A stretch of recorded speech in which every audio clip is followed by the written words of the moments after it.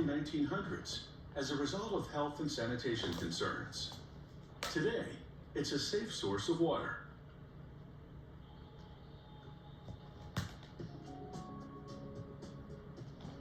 It waits to serve no matter what the weather.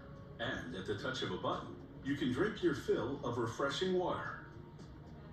Essentially unchanged for decades, it is the ever-dependable drinking fountain. A worker begins by coating the concrete molds with the release agent. The molds are made of fiberglass and metal. He makes sure the coating is thorough so that the molds will be easier to pull apart later on. With a cloth, he also coats the rubberized cap of the mold. The cap will eventually become the top of the fountain. After he applies the coating, the worker assembles the inset portion of the mold. He then puts the fountain frame made of galvanized steel rods into place. He assembles the two sides of the mold with the fountain frame enclosed within. Using nuts and bolts, he ensures the mold is nice and tight to avoid seam lines in the concrete. He now inverts the assembled mold on top of the cap, again making sure all the pieces of the mold are as snug as possible. Using wooden spacers, the worker makes sure the frame inside is precisely centered. He slips in the core of the mold, which will create the void needed for mounting hardware. This wooden cover will keep the concrete out. A mixing machine prepares the concrete aggregate mix. A computer controls the portions of sand, rocks, pebbles, and water used in this recipe.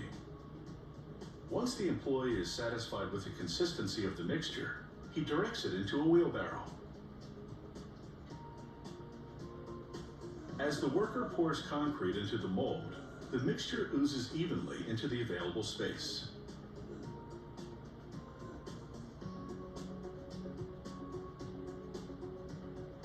He completely fills it in a matter of minutes.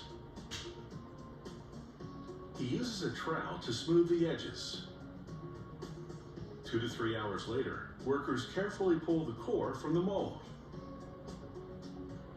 Once the cement has cured overnight, workers lift the top of the mold off and peel away its cap, revealing the top of a brand new drinking fountain.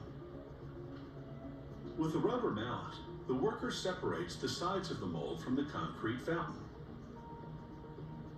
The fountain pedestal is still a little rough around the edges, so he gives it a high-pressure water wash. The spray gradually removes the superficial layer of concrete, revealing the textured concrete aggregate mix underneath.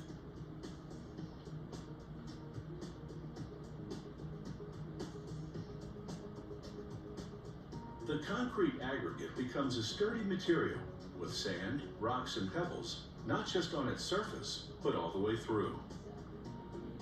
The aggregate mix is durable, with no rust or peeling paint. It's aesthetically versatile and comes in a variety of colors. A worker now assembles the plumbing.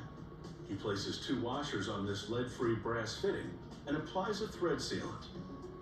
He holds the bubbler in place on the stainless steel bowl and attaches a fitting underneath. He applies more thread sealant to the elbow fitting, and after putting it in place, makes sure it's carefully aligned. He then inserts a stainless steel drain followed by a washer and nut to hold it in place.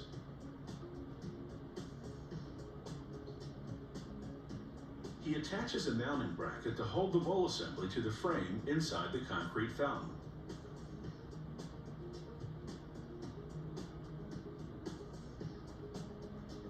A worker now fits the bowl assembly into the top of the fountain pedestal. The mounting bracket holds firmly to ridges in the concrete frame. A worker attaches the button assembly, which holds both the button and the valve controlling water flow. He attaches the elbow fitting to polypropylene tubing and attaches the button plate to the fountain pedestal. A slot in the pedestal prevents the bubbler from being twisted or turned. All that's needed now is a thirsty customer. So hot. Hey, did you know with Priceline you can save up to $600